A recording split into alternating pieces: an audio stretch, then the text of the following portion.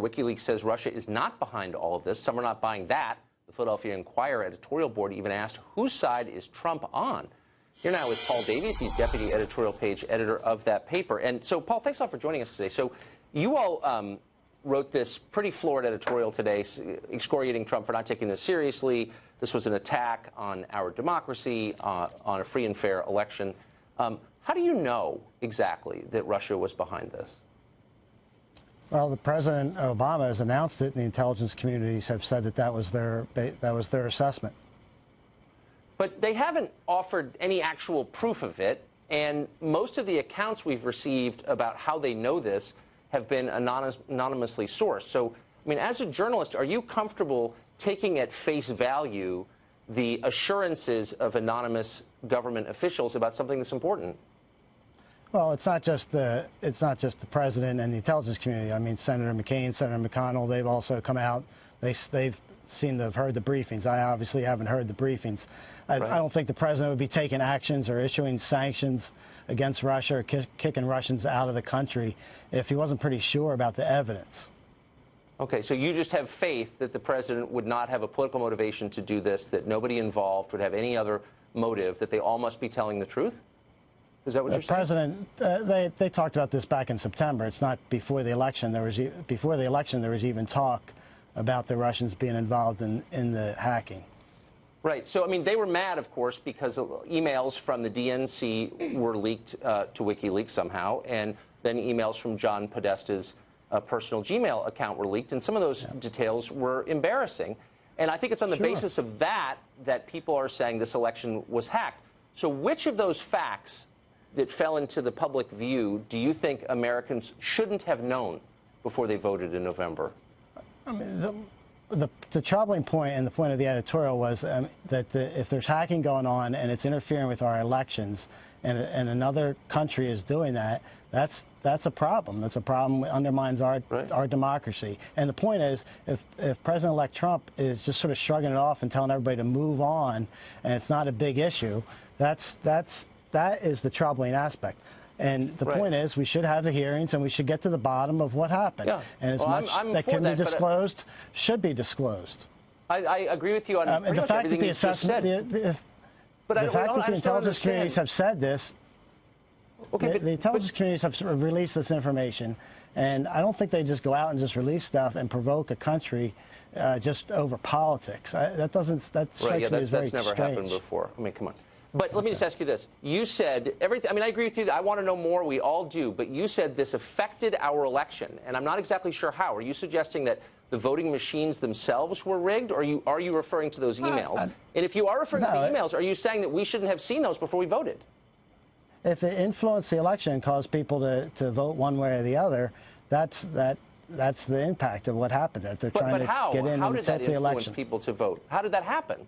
I mean, you're making this allegation. Explain how it happened. If people think that because after they read those emails that somehow they're influenced to vote one way or the other, then it influences their vote. I mean, I don't have a document that says, 10% of the people voted for Trump or voted against Clinton because of that. Right. No, it's speculation. But so you're saying that you wish those emails as a journalist. The point is, no, but hold on. This is an important point. This is the point. Are you saying you wish those emails had not gone into the public sphere, that we hadn't seen those emails, that we'd had less information when we voted? Is that what you're saying? That has nothing. That's not what we said at all in the editorial. I mean, well, what are you saying? I'm all for having information out there to find out.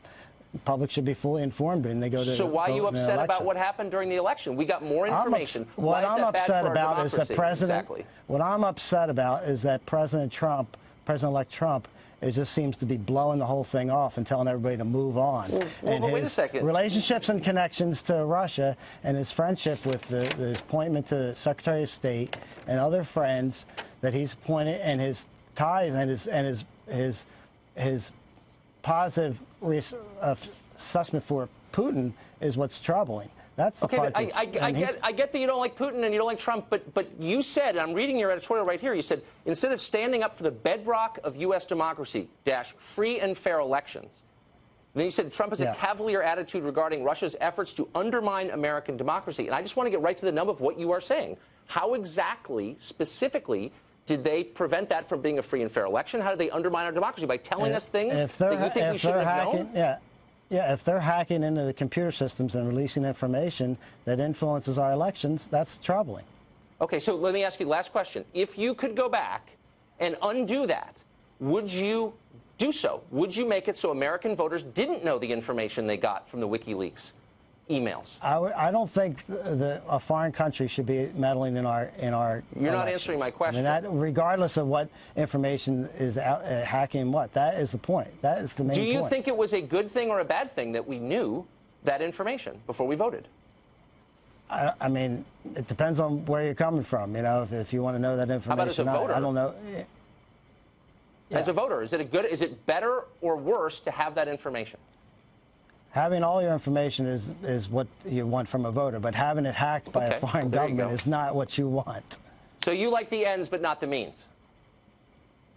I don't want a foreign country hacking into any information in our elections and the president-elect just blowing it off like it's not a big deal. All right. I'm still having trouble understanding your argument, but thank you for the game attempt. I appreciate it. Paul. Okay. See ya.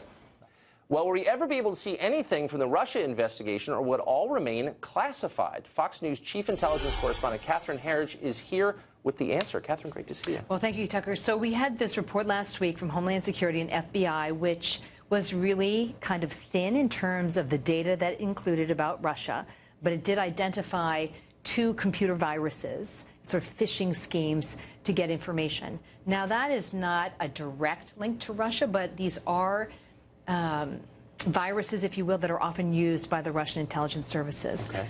My information is that there's a lot more intelligence beyond what was released last week. And the question for the intelligence community is how much of that will be declassified in order to make their case more publicly that there is this link, that it was directed by the Russian government. Now, to answer your first question in sort of a roundabout way, the president has asked for a more extensive report, and our expectation is that a version of that will be declassified sometime before the 20th. So what to watch for there is whether there really is evidence of intent and motivation by the hackers, because that's the kind of intelligence that requires a human source or what's called an electronic intercept, like picking up a phone call. So this is a very high threshold of information to have, number one. And number two, it would be highly unusual for the U.S. government to declassify that kind of information. And why would they do so? Well, if you wanted to make the case that there really is that solid link to the Russian government and that it was directed by those around Putin and Putin himself, you would have to have very high quality intelligence. Yes. And that's not always the intelligence that belongs to us. It can belong to our foreign partners, so it's not really ours to disclose. And the Russians play a game, and we've seen it in the past, where they may deny being responsible for something, and they do it in an effort to force our hand to release information to satisfy the American people or others, our allies in general, right? But when that happens, you burn the source and you burn the method, and that's really to Russia's advantage. So it's a real balancing act. But again, the thing to watch is intent and motivation, because that is the kind of intelligence that requires a human source or picking up a phone call, and that's very hard to get. And you also have to be very reluctant to burn that source for the future. This is why the Russians are such good chess players. Yes. I think. Exactly. Catherine Herridge, You're great to welcome. see you, Yeah, as thank always. you.